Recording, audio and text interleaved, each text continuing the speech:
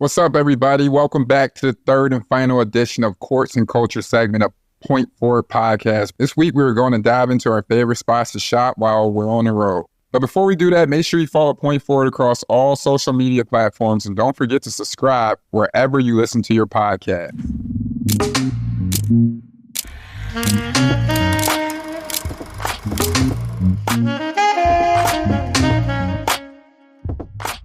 All right, we're back for another episode of our installment of Courts and Culture brought to you by Hennessy. This week, we'll be talking about some of our favorite shopping cities. ET is a world-renowned traveler and shopper. Whenever I'm looking for some clothes, I'll text ET and say, hey, I need something to wear today in this city. Where do I go? And usually he steers me in the right direction because I had one place I used to go to, but they decided to change their fit on their clothing. I went there actually this past weekend. I got stuck in the city for an extra day. And so I just went to John Elliott to give me like a look for the day. But they changed the fit a little bit. And so it's a little shorter. Look like I wanted, like somebody might walk past and say, why don't you pull your shoes up? so it's hard to find clothes for tall guys. And so obviously NBA players, we do have those conversations all the time. Like, yo, where can I find a t-shirt? Where can I find a belt? Where can I find a tie? Where can I find a look? And so E.T., where's your favorite city to shop in? Top three. And what are some sleepers? Some top three and then our sleepers. Like I said, I never get over Rodeo. Just because as a kid you watch the Mighty Ducks, I thought that was one for sure. I think that was like a lit spot. I think Soho in New York. Mm-hmm. There's nothing like shopping in Soho. I think legitimately, I don't even mess with Fifth Avenue. True story.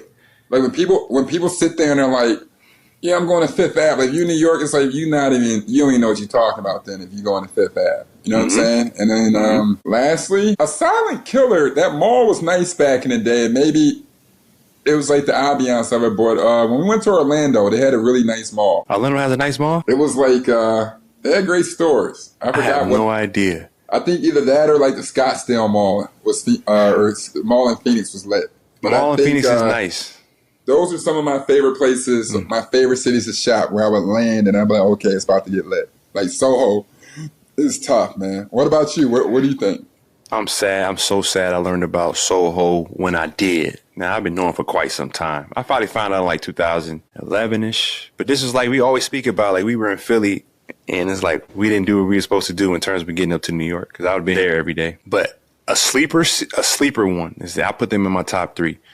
I do damage if I ever have time down there or if I need clothes. The design district in Miami is like that. Wynwood? Yes. Yeah. Pharrell and I think this partner, what they did to that area, they literally got everything right there. I can see that. I like that actually. Over there was pretty lit. I think, like I said, whenever you walk in the ambiance, like sometimes people don't take an effect when you're hitting Wynwood, like the shop there in November or December hits different when you're coming from a Philly or you're coming from that of a Denver. So when you sit there, you're like, shit, I'm killing two birds with one stone. I'm getting vitamin D, pause, and I'm getting drip. You know what I'm saying? Yeah. So when I was playing, San Francisco was like that. Like for shopping? Yes. Bro, I remember one time, I ain't gonna lie, this is the best thing ever. This is why I found out San Fran was lit like that. I'm a rookie. And weird stuff would happen from the get-go. You know, when you first get in, there's like hype around your name. So like my bags and stuff would come up missing. So like one time I went to Memphis and somebody just stole my bags. Like, you understand what I'm saying?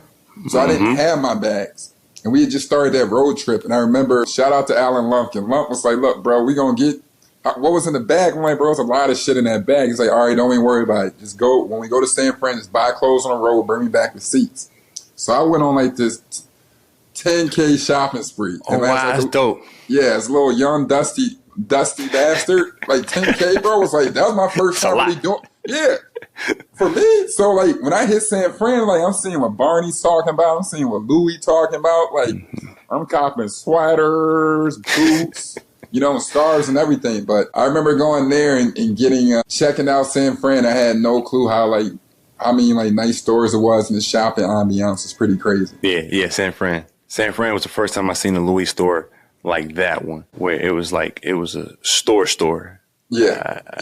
Most Louis stores you saw like in the mall or tucked here, tucked there, that was a proper one. So Do you ever remember, obviously you go shopping by yourself, but like, do you have any war stories when you went shopping with teammates? And not saying like to be like distasteful, fresh or whatever, but just being like, no, you sat down and you like, man, I thought I went crazy, but I had to like applaud. Like, we just went dumb up in here. Like, you understand? Like, we had went to strip clubs before and you look at the ground as nothing but dollars all on the floor. So when did you go somewhere, you and your teammates, and you like, man, we didn't like handshake, things are just put on. I just went for 55. My man went for 43. My other man had the triple double. Like, have you ever had moments like that where you just with the squad just put on? Man, good question. I don't really go shopping too often with teammates now. You can just say I don't go shopping too often with niggas.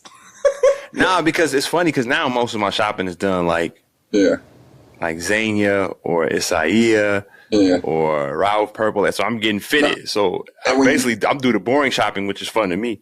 Yeah, and when you break it down, like you only ask one or two people combos on those clothings, and it's usually the people that are fitting you. You know what I mean? But even back in the day, I felt like Lord Piano, love that. Brioni, all that. Brioni, yes. I remember Ketone. Love Ketone. It's so expensive. Ketone. I remember, I'll tell a funny story. I remember when I was in the league one time, we just get our licenses checked. We calling ourselves like running it up. So we just get our licenses checked. I'm in New York. I just found out Dollar in New York. You know what I mean? Mm-hmm. So when he hits me, he's like, yo, you in the city? I'm like, yeah, what you on? I'm like, man, I know nothing. I'm about to probably just go shop and that's from there. So he's like, bro, all right, we'll just do it together. Pause. So we legit, we hit like Soho, we hit like Saks Fifth Ave. And that was like one of them days where like I felt like coming to America. Like, you know what I mean? Like coming to America type vibe where like even me and Dame sometimes I'm like, yo, remember Soho back in like 2017? And we went, Buddy went dummy. I went dumb, but Buddy went crazy. But it made me realize when it came down to it of one thing of like shopping with your homie, but then like when you take it to the next step and it shows you different level of like twindom.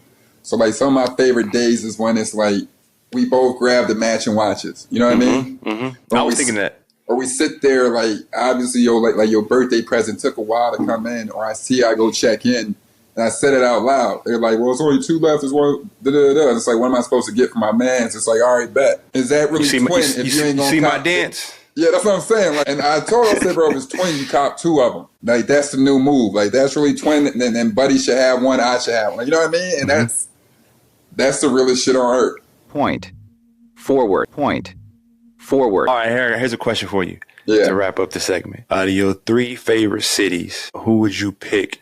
You got to pick a different person for each city. So you said New Soho, you said L.A. and Orlando randomly. You said Orlando randomly. So who are you picking to shop in each one of those cities? Current players. So you don't even have to know the guy. I think they're playing. They're playing in that city. They're playing. So you can, they're playing in that city. There you go. Who would you think? Who would you guess you would have the best time with? You had to go Soho, so you're doing like Brooklyn Nets or the Knicks. So I would have to, let's just be safe. Let's go with Dennis Schroeder. I like it.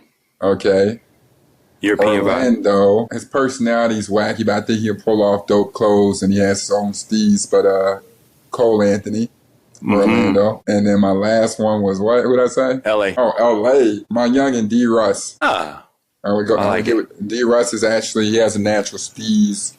He's cool. And I think when you look at his style over the past few years, it's always been a different vibe, but like on some grown man shit. So I fuck with D Russ in this sense. What about you? Who would you choose?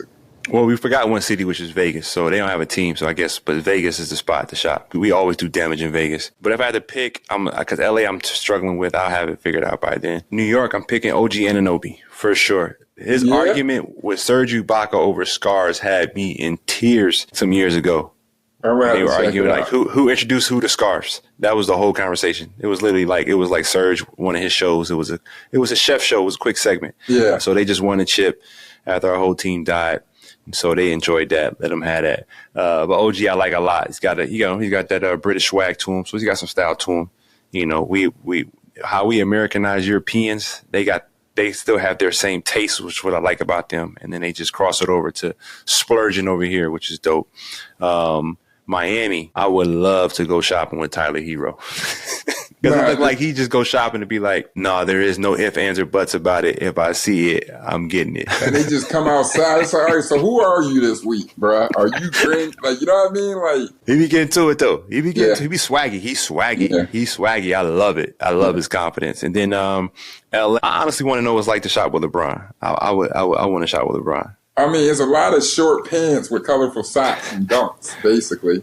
Right? Yeah, you're right. So scratch that. Because I like everything. Because he has everything tailored perfectly. So I guess that's what I'm into, right? Making sure things are tailored perfectly. And so outside LeBron, because it's not even fair. Man. I mean, AD dressed like a point guard. AD be trying to dress like a point guard sometimes. Yeah, AD just 7'9". It's really, it's like KD is dressed perfectly for the size of a tall guy. 80, and I got to give it to him. Embiid be pulling off some dope looks too. No, and bro, KD dressed perfectly for his size. What does he do? Exactly. He's like, man, I'm gonna give you he could give you it's a variant of a uniform. Bro, it's really simple. Yeah, but he look like he don't even use his Nike plug. Like, so when you sit there, I got I would never tell that story, but he wears size 20, so it's like. Oh, no. And I told you, and that makes complete sense. I'm coming. Yeah. We're coming. You don't even get so many options. I started rocking with his style when he started dressing like Marvin Gaye. Yeah, when he was in Brooklyn. It was perfect. Yeah, I think this is where it came down to. At first, I never really liked the steez, and then I'm like, he found his steez. It was like Marvin Gaye, Andre 3000-ish. Yeah. Like, Here's it's going crazy. not homeless or nothing, but it's like rugged, you know what I mean? Yeah, he was going crazy. He had a run. So, Joy, let me ask you, G, shopping in them cities. I remember one time I was abroad I think I was shopping internationally. And I bought my first ever Audemars Piguet in Milan. Mm-hmm. What was some of the most memorable pieces you bought while you're in the NBA where you're just you remember the city the game, but you kind of remember the city for what you bought? Sometimes it happened for what you bought that night. Like, man, this night, I remember one time back in 2017, I was traveling when I first bought my new house in Portland. And it was I was traveling for Christmas, looking around. That's when I first really, maybe it was 2016.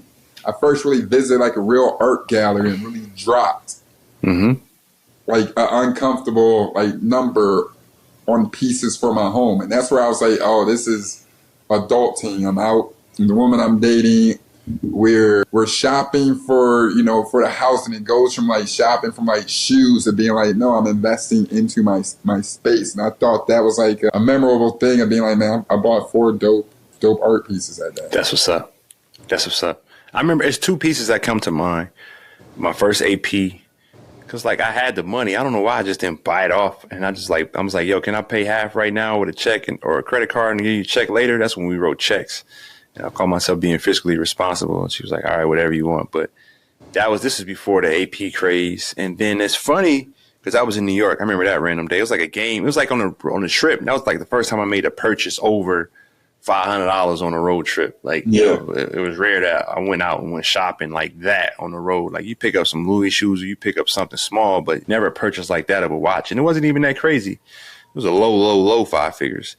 And now buying watches that's the taxes on is pretty funny. No, but then now you buy stuff you're bro, I need to stay the fucking side. I just left the crib and I was perfectly fine down $50,000. Sitting here how did this happen? Yeah. So how did this happen? Dead ass people yo, stop up here real quick. Hell no. Where that's at? Downtown? Fuck no. That's near Goyard. I'm not going. And then actually the AP I have on right now is just people can see it because it didn't cost that much money. This wasn't that crazy, but it's went up in value. And I remember it was yesterday how I bought it, and I've never bought a watch like this. I would do this from time to time in Philly, I guess, to get my morale up, my personal morale. Yeah. But we were on our way to a plane. We had a road trip, and practice was early. We were on the road for a game, so we had a plane, and I had time to kill. And for some reason, I just ended up I was somewhere downtown Philly. And I just seen a watch store, and I never just stopped in watch stores just like that. I never did it like that. Usually I was dealing with a dealer or somebody I knew or something specific I was looking for or knew where to go. It was a random place. It was a legit place. And I just walked in. It was you got some watches. And he showed me the diver watch from AP. It was the first time they dropped the diver. I was like, dang, for some reason this watch just sticks out to me. And so I asked him how much it cost. And I was like, I thought it would be a lot more expensive.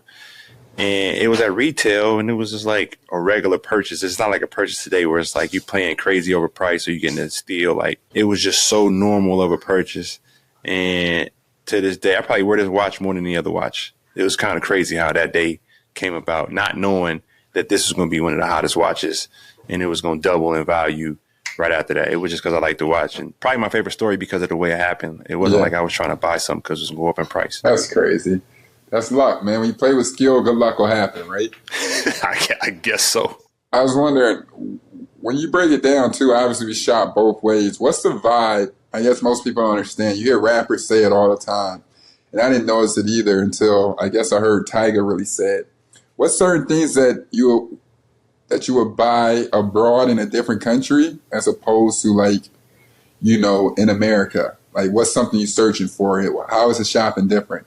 If you think oh, so we learned this when we went to Lake Como and we went to Milan for a little bit, and we went to the Chanel store, and they was like, nah, only local residents can buy one of this or one or more of this. Like, only certain people can buy certain things. I'm like, I wasn't upset. Normally it's like in America, it's like, oh, that's racist. Yeah. It's a class action lawsuit against Hermes. Did you see that? Oh, is it? Yeah, it's a class action lawsuit against Hermes. Oh, no, because of the Birkin situation. I think we were supposed to talk about that a couple weeks ago. But somebody finally did that for everybody. Yeah, because when you add it up, bro, but then you speak on it regards, we have a couple friends that own stuff too, and when you think about the watches, it's like, yo, you can't buy this unless you spend this much worth of stuff. It's like, when I want the Richard Mille Pharrell watch, they were saying you need to be 10 million in on a Richard Mille joint. I'm like, bro, I barely got the watch money for the Pharrell. Like, I would be taking pennies I don't have up here to get this watch. Mm-hmm. And I think, like, when you add it up, I forgot what they said, but it's like, I don't know if it's monopoly or whatever it is. It's just like you can't force people to do that. You know what I mean? Right. And so they're suing Hermes. I'm interested to see how that turns out, because to Hermes, it's like you can't walk into Hermes and says I want a Hermes bag. Like, they got to call you and be like, yo, we got this bag in. You can't just walk in and get one. Ferrari's kind of like that. You got to build your way up. Patek or Patek Philippe, depending on who's rapping, however you want to pronounce it. The ones that I like, 5711, 5712. The Aquanauts, you got to like pay your way to them. Like, you got to get the watches that you ain't never seen that no one wants to even get access to it. And so I guess that's what I see overseas that I want. But what about for you? Because you're overseas a lot. No, back when I was crazy in a Louis, I actually had got it. Shout out to Axel Toupane. They were coming out with this camo edition Louis Vuitton like set. You know what I mean? Where they had the bag, the book bag. It was like crazy. Like, I wanted it bad. And I remember talking to my people here, and they're like, yo, I don't think it's going to come out in America.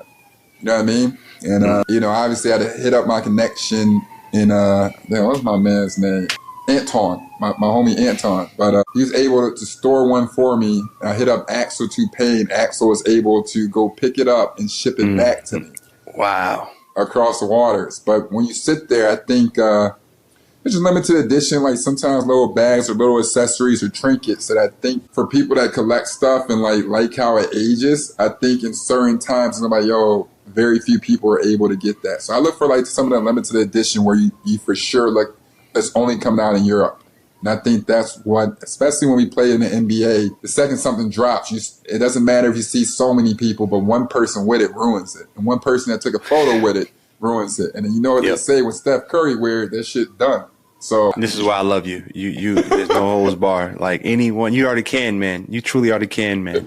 Anyone can get it. No, bro, Steph, my man, bro. Till this day, G, I see why that man is a killer. Because when I said something about his outfit, there was no like he was gonna knock me out. It was like he for sure was gonna knock me out if I ain't shut the fuck up. Like, you know what I mean? And that was like the mean, like, you know what I mean? That was like the meanest I've ever seen him look. I was like, damn, G, you that mad? But then it turned out wifey dressed him. It makes it worse because you know that, and you still continue to have this. I don't give a fuck. You weren't supposed to be Fendi head to toe with the Fendi print, bro. Come on, man. The nigga was dressed like a West Charlotte nigga, bro. Like, let's stop, bro. Like, let's not do that. Point forward. That wraps up another episode of Courts and Culture brought to you by Hennessy. Don't forget to follow Point Forward on social media and subscribe to the show wherever you listen to podcasts. We appreciate you listening. Catch you next week.